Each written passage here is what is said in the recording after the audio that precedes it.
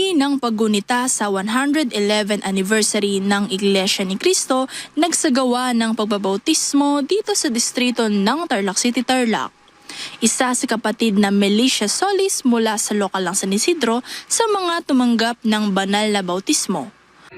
Nung binodoktrinahan kasi ako, sinasabi din sa akin na doktrina yan ang ganito, ang kuan mama, kailangan kayanin mo yan, ganyan.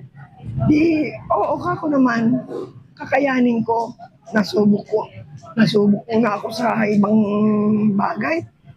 Yan pa, hindi ko makakayanan, kaya ko yan, sabi ko gano'n. Ang naramdaman ko ngayon, kasi bagong, kumbaga, new life new world, new life.